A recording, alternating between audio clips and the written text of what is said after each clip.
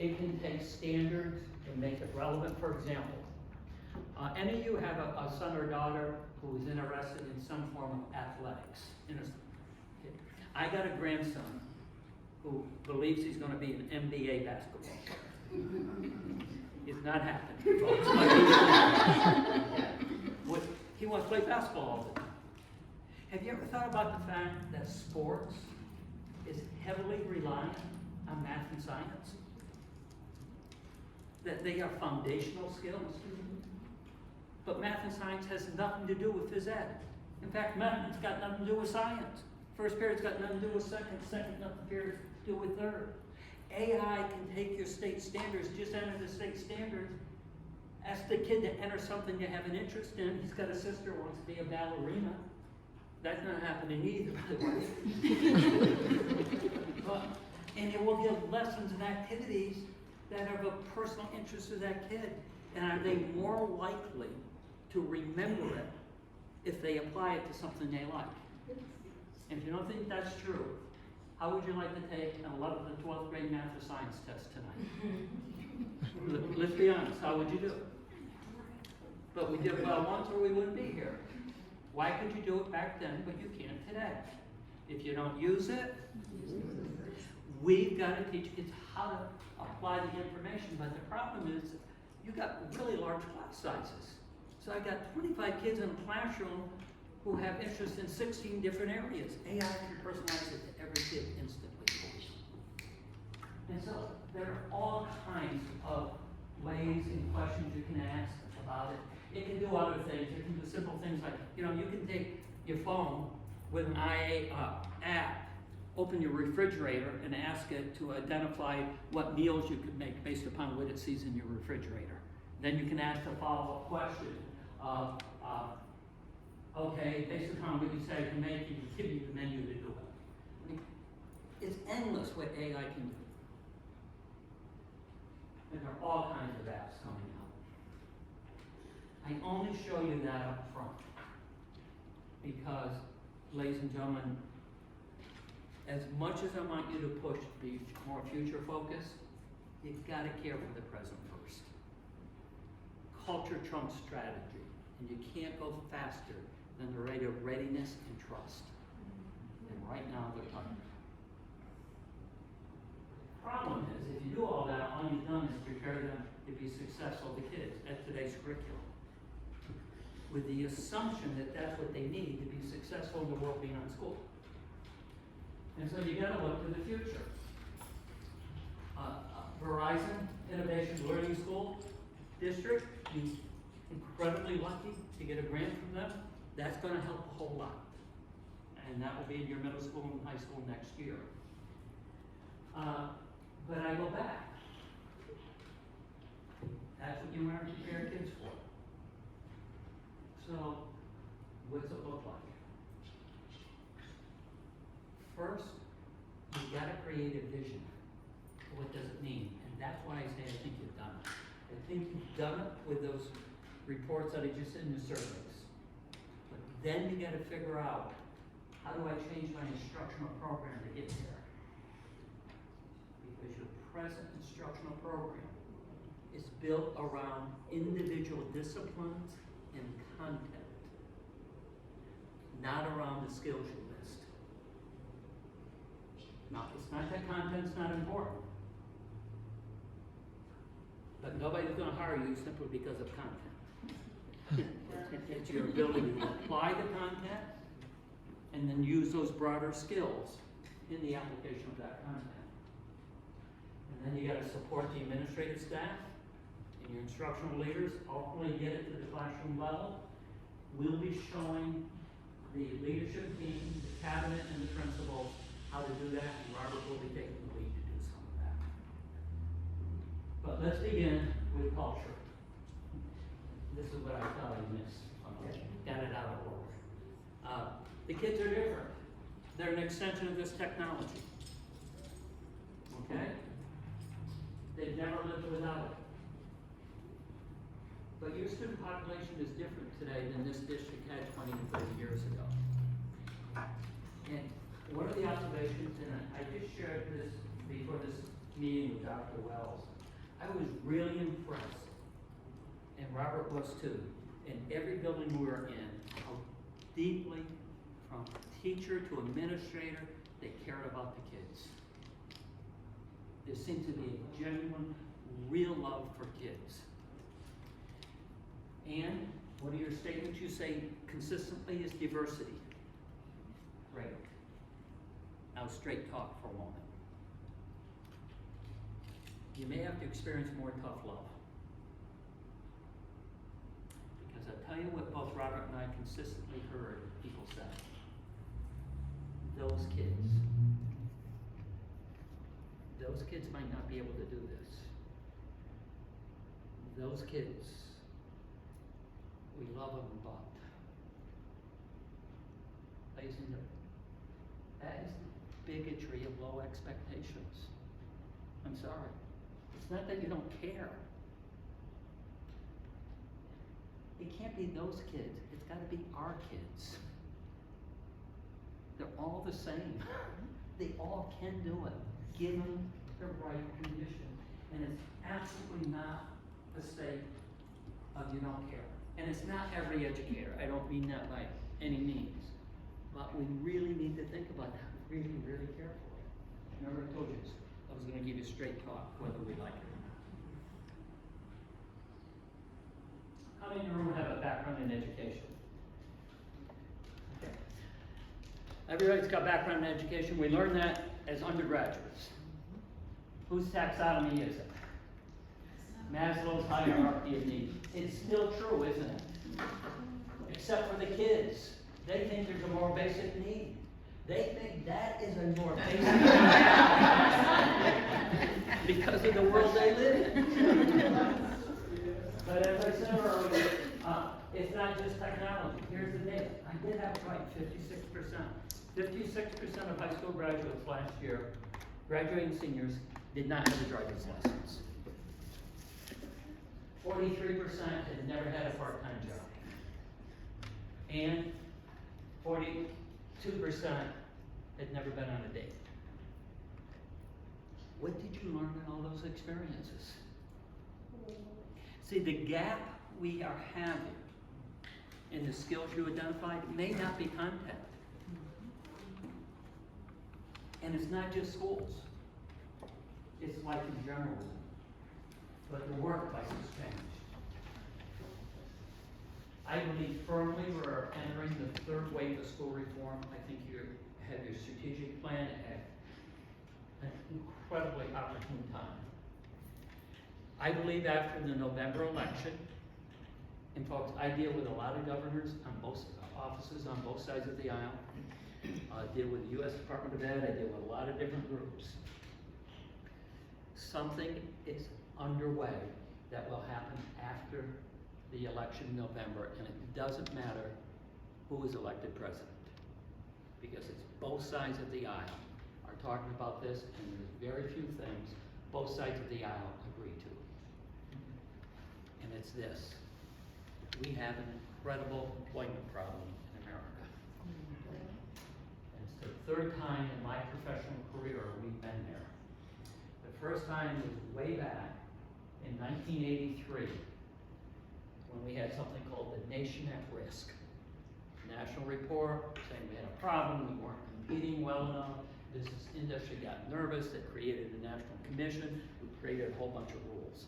The second one, more recent, many of you can remember, is 2002, No Child Left Behind. It was during the Bush administration.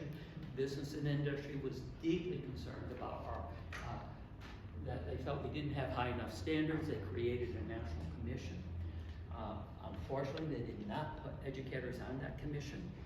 And a lot of people came together and said, we've got to raise standards and we've got to hold people more accountable. And we created this byline. And the byline was college and career ready. But I profess it didn't play out that way. It played out as college ready. Next grade, next test, next level of education, and career ready for some of the kids that might not be able to make it. That's how it played out. the accountability, and we added standards all over the place. And we added more and more tests. Now remember, I ran the largest testing program in the country. What we did, and I think in the early grades rightly so, we really tested basic reading, writing, and math, which are absolutely foundational to be able to do almost anything. But when you get to middle school or high school, those tests pivot from measuring skills to measuring content, because that's what you can test at that level. And then Ohio leads the nation in the number of standards. You just pile more and more and more standards into each of those content areas.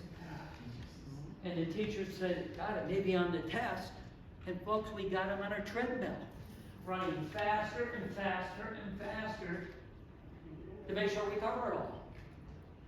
But a year later, nobody can remember anything because I just got it for the test. Again, I asked, you want to take 11th or 12th grade math or science tests?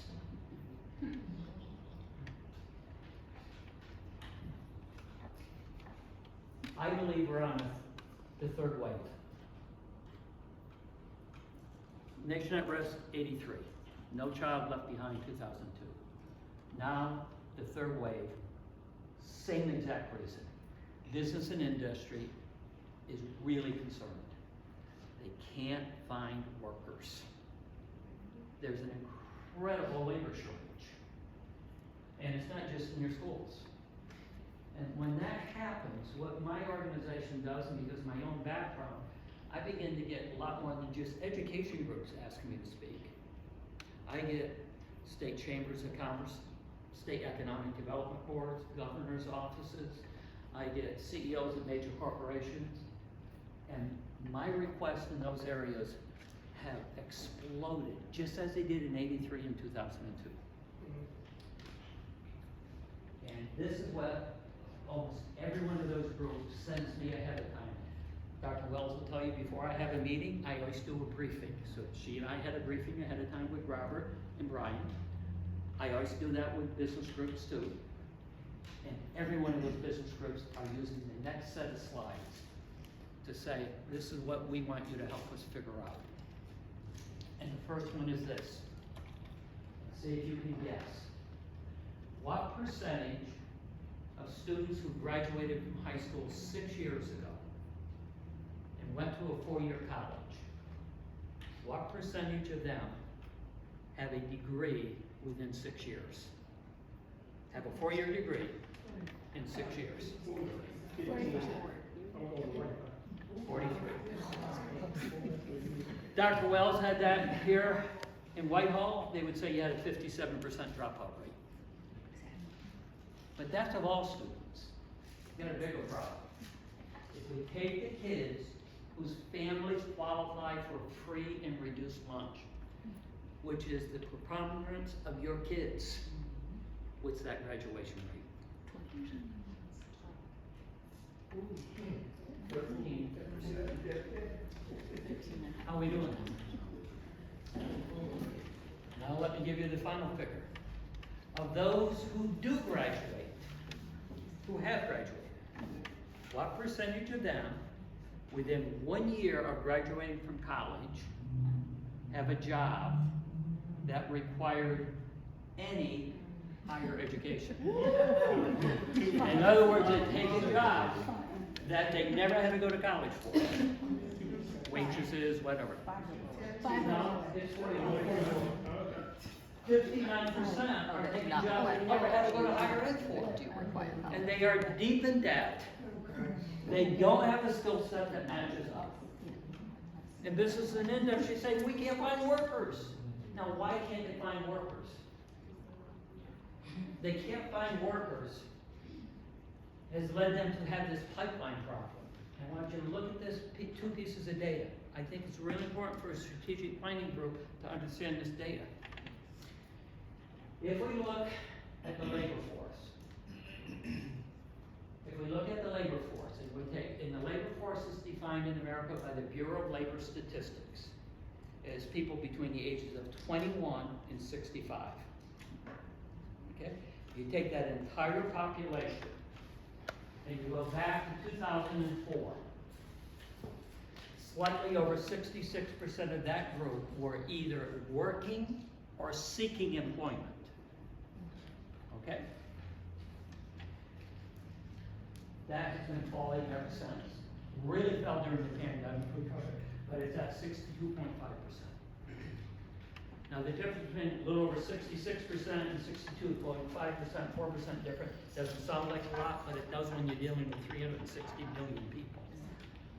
We got millions of people no longer interested in working. And what has it led to? If you look at this chart, and you look at see one on the bottom? One on the bottom means for every one job opening in the country, there is one person seeking employment. And if you're an employer, you don't want one-to-one. You want to have some choice. Right? And it's typically, in the past, you know, it was 2 to 3 seeking employment for every one job opening. It became a big problem during the recession, a big problem during the pandemic. Look at it now. It's 0.73. For every 100 job openings, there are 73 people looking for work. What does that mean by every employer? Including the employers in the room. Yeah. You're having to hire people you would never, ever have considered for employment. Right? And what is happening with those employees? They don't show up. Am I right? Yes. A great absentee problem. My God, right? And when they do show up, a lot of them got a poor work ethic. And now what happens to my culture and my business? I got these new people don't do anything. And my good employees are saying, hey, why me? Why me? And you end up with a horrendous problem as an employer. And now, on top of that, I got all those mental health issues floating out.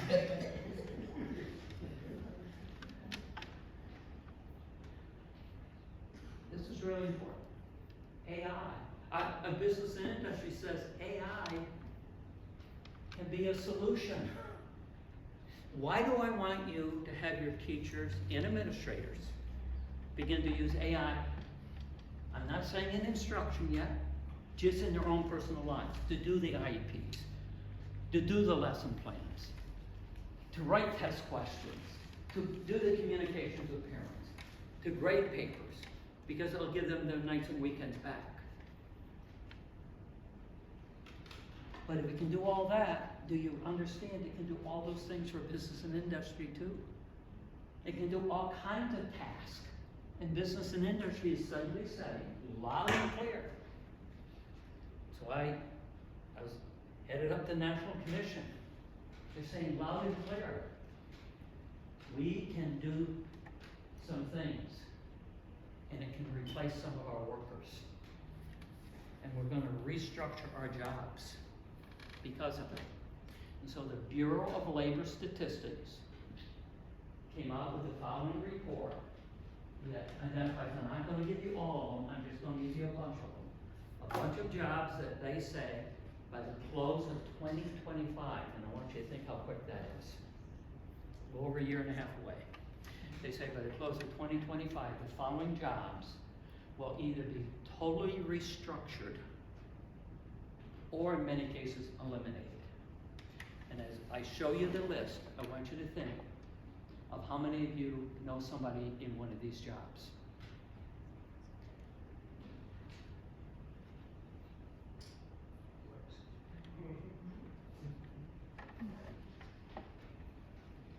Let me give you just one example. The second one, coding. AI can write computer code. As long as you describe what you want it to do, it will write the computer code. If you've got a computer code, it will troubleshoot it if it's not working for you. Department of Labor projects over 90% of coding jobs will be gone by the end of 2025. Now, why is that such an issue? Because for the last 3 years, the fastest growing CTE program in America has been computer coding, because because 3 years ago it was a big deal. And you needed it, because we didn't have the artificial intelligence to do it. Now we got it, because everything was exploding. And you know why it was a big deal? Because they needed coders to write artificial intelligence. That's literally what happened. Now they don't need them. Look at the last one on the list, and I'll come back to it in a minute, paralegals.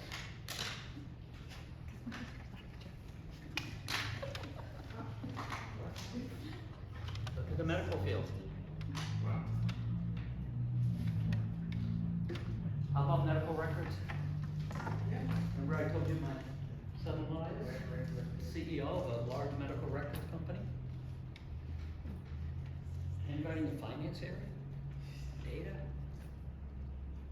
Dr. Wells, even central administration in school districts? Serious? Easy. Let me keep going.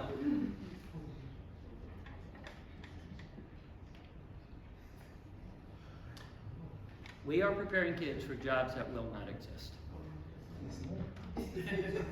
Why, when I said you had adaptability as one of the things at the top of your list?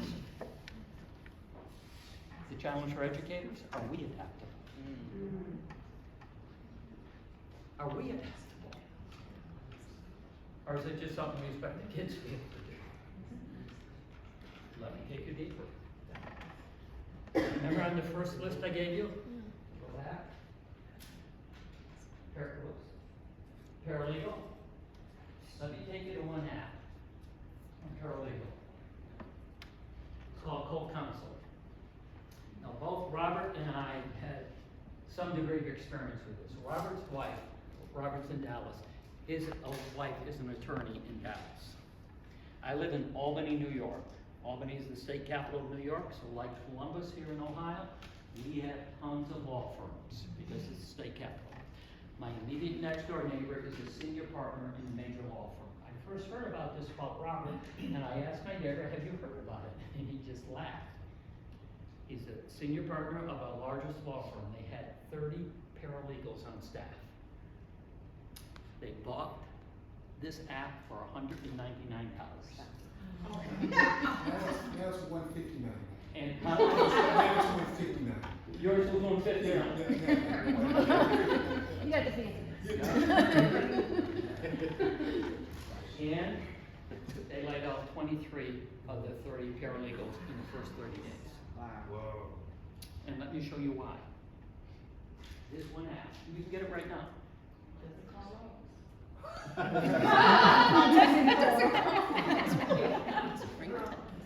As long as you can write the prompt to describe what the legal case is, it will conduct all the legal research around that case. As fast as it can write an IEP. You identify the jurisdiction in which you're going to take the case. It will summarize all court opinions and filings from that jurisdiction.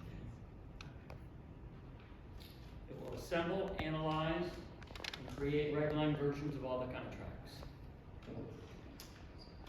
It will propose arguments for the legal brief and filing. It will prepare deposition questions and all communications related to the case. Please tell me what a paralegal does.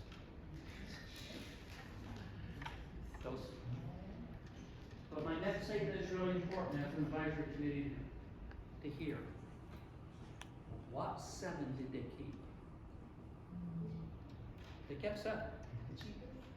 Not the Cheetos. No.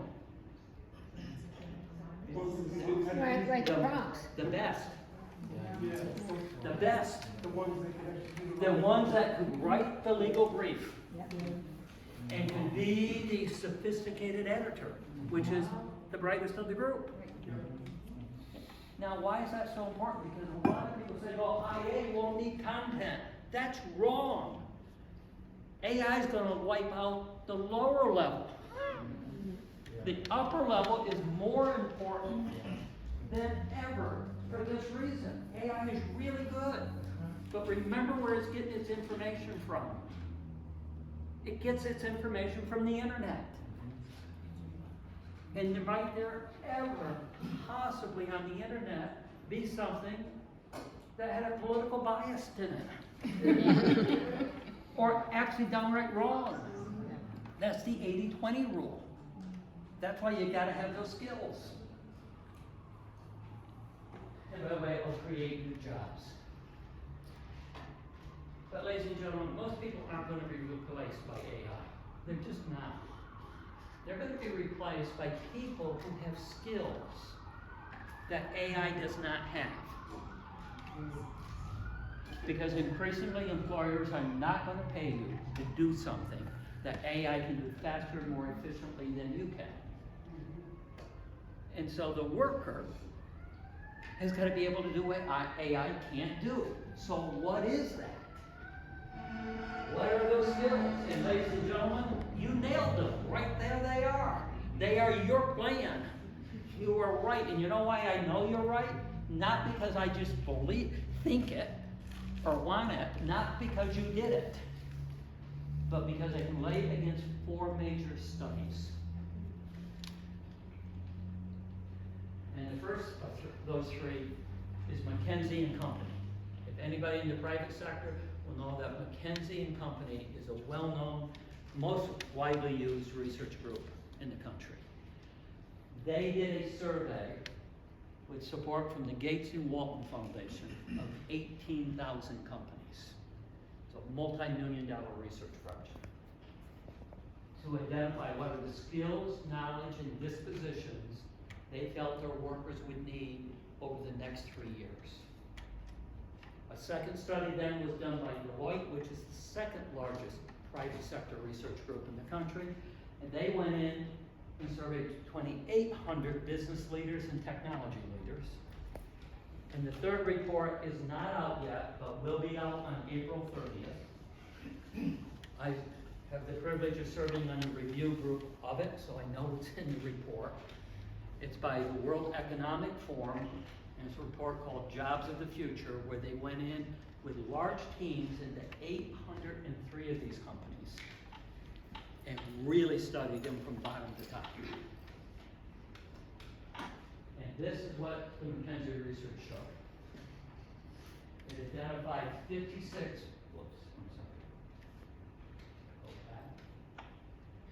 It developed 56 foundational skills. There are all the bullets, broken into 4 major categories.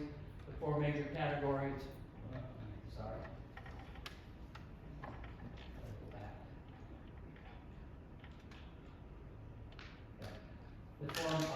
They broke into 4 major categories. One is cognitive academic.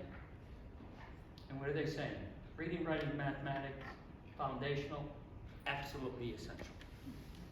But then they identified communication, problem solving, and adaptability. You know where I saw 3 of those terms? On your list. Then they said interpersonal skills.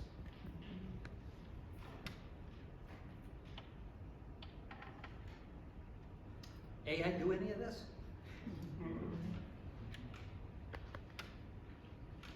I think consistent with what you have on your list. Then they said self-leadership skills. Struggling with these when we talk about today's kids and we talk in both of your schools about it, right? See, the biggest gap we have is not content. As you put your strategic plan together, it's the very skills you have listed. The kids are coming to us with less and less experiences in them and less skills. At the exact same time, those skills are becoming more and more and more important because technology can't do it. That's the gap. If you want your kids to be independent as adults. I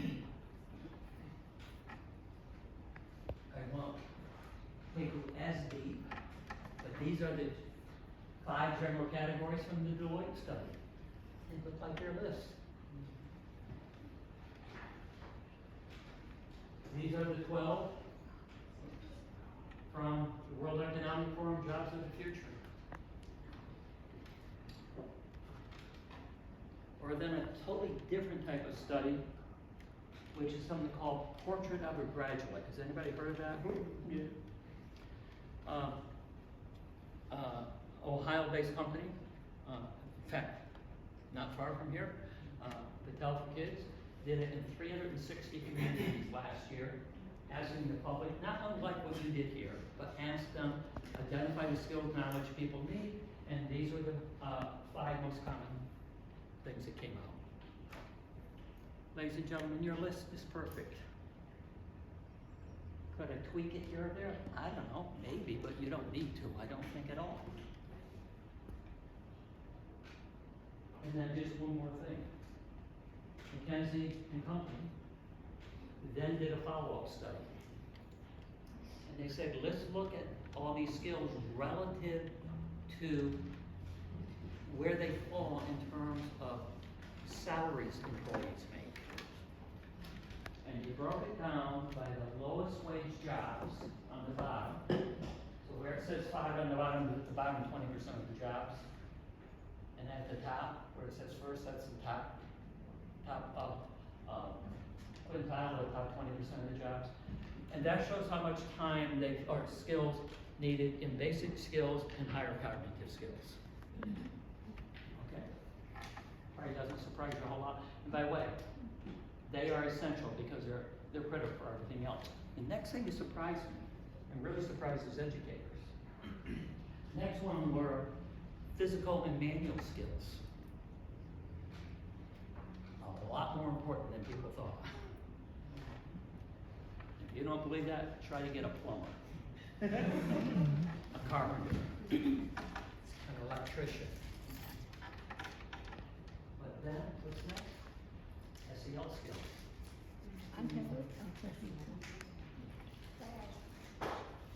AI can't do it.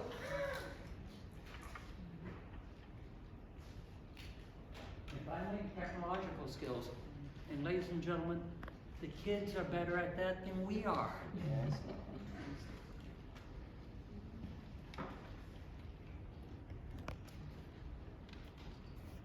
That's what your schools are focused on.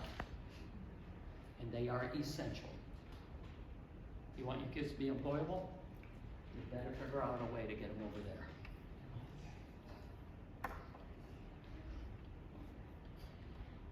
So as it really drives towards the end of my presentation here in a few minutes, we'll open the floor to some questions and comments.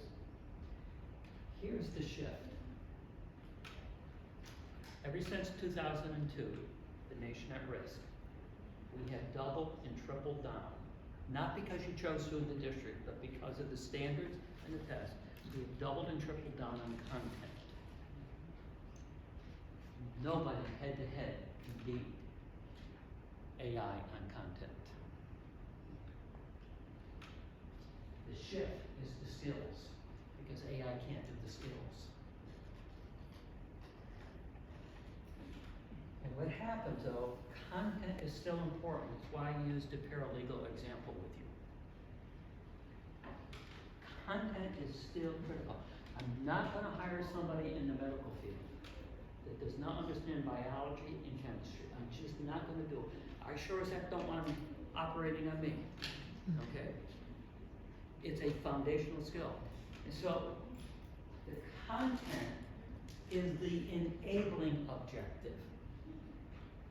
But don't dismiss enabling objectives. They are essential, but they're not adequate.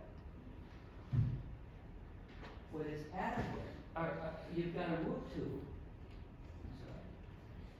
is skills. Skills become the objective and you list them.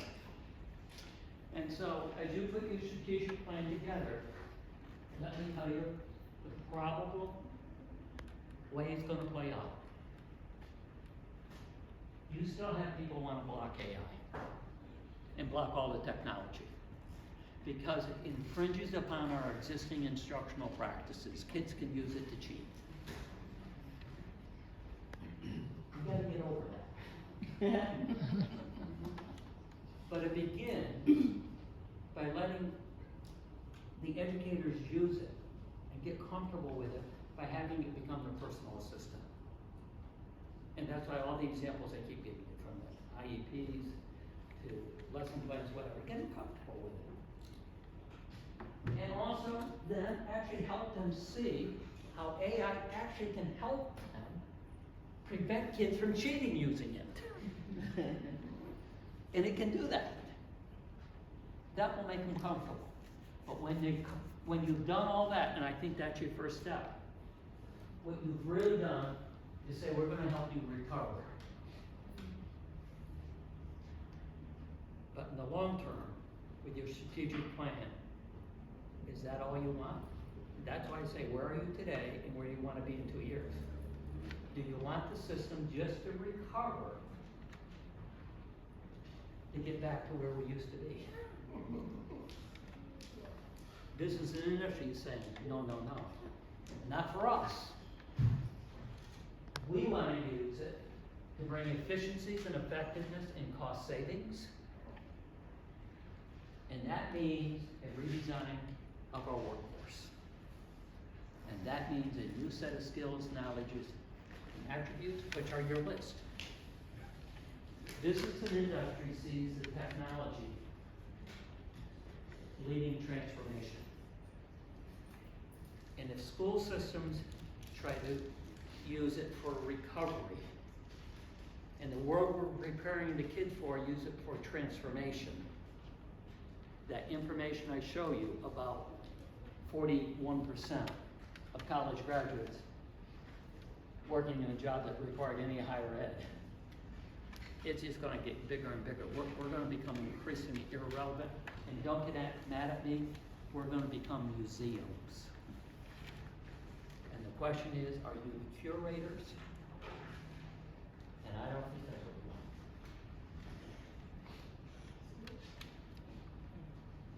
And so where are you? And where do you want to be in 2 years? I'm going to fly by some slides here and not really hit these, because I just want to take time here. To say, the second thing you've got to do is you've got to decide what your curriculum needs to look like. And there's a core set of knowledge still very, very, very important. But it's not every standard on the list that we're forcing everybody just to get through. You gotta prioritize it. The McKinsey research can help you do that. They have actually prioritized the standards and defined proficiency level, and are beginning to write rubrics to evaluate all the standards you have identified on the list, which you can use. I'll show you in a variety of ways. But once the kids have knowledge, remember, they gotta be able to do these things. Then you gotta show them how they can apply it. And AI can help you do that as well. Remember my example about my grandson?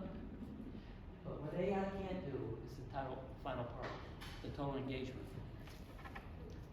the creativity, the innovation. It's a different set of skills. And schools are gonna have to do some things differently. The last week in June, June 24th through 26th, in Washington, D.C., it's gonna be a national conference. And we've identified the nation's most cutting-edge school districts that we think are about 2 to 3 years ahead of the rest of us, that have actually done everything we just described. That's why I say, where are you now, where you wanna be in 2 years? And we would love to have you send some teams there to see it. None of them have done it the same way, because every community's got their own DNA. But, you know, most educators have a hard time visualizing what could be different for this reason. Most educators liked school when they were kids. So they went to college to major in school, so that when they graduated from college, they could return to school. to do to others would have been done to them. It almost sounds incestuous. And who they interact with all day long? Same group. So we gotta see it. And so this conference is gonna showcase it. And by the way, can you guess when you address all those skills you identified? Anybody wanna guess what happens to the test scores? They go through the ceiling. Dramatic improvement. So we want you to see it. Robert and I are fortunate to have a great board of directors at the Successful Practices Building. We have corporate executives on our board. And our corporate executives said, we've got this one group of schools that didn't know each other, they figured it out. How do we spread that message? And they said to us, will you pick a limited number of school districts in the country that you think are really good at wanting to be on the cutting edge? And we selected you as one of those school districts. Now, what does that mean? It means that those corporate executives, or anybody you send to that conference, they will help underwrite the first $600 of the cost per person. And so we hope you'll send some teams. I would love to have some of you attend, so you can see administrators and teachers, so that you can see it. And then next year, we hope you would go visit some of those schools. We want teachers talking to teachers, principals talking to principals, superintendents talking to superintendents. And I'll close with this. What do you see in these schools? Number one, despite everything I said, they don't mess with curriculum. They don't try to change the curriculum. They choose to ignore part of it. Different than changing it.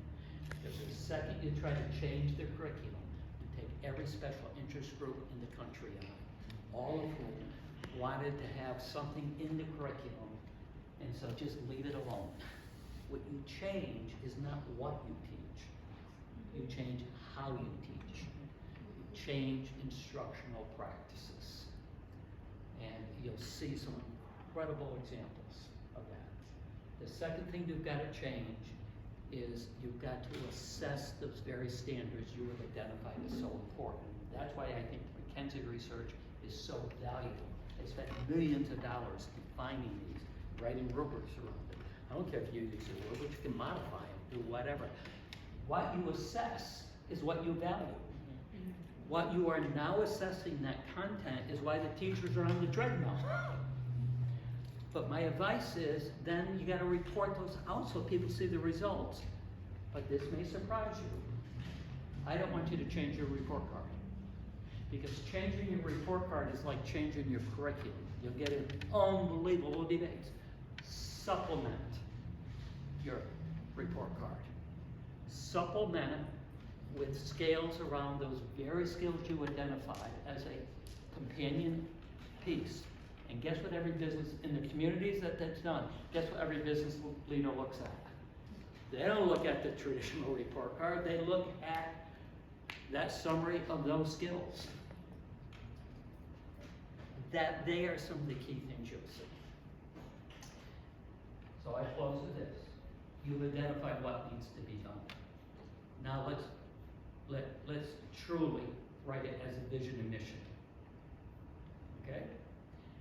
But then number two, you gotta have a plan to implement it. Otherwise it's gonna be just a strategic plan on the wall. And that's what I think these schools can help you do. With that, let me stop. Thank you for being so patient for a moment.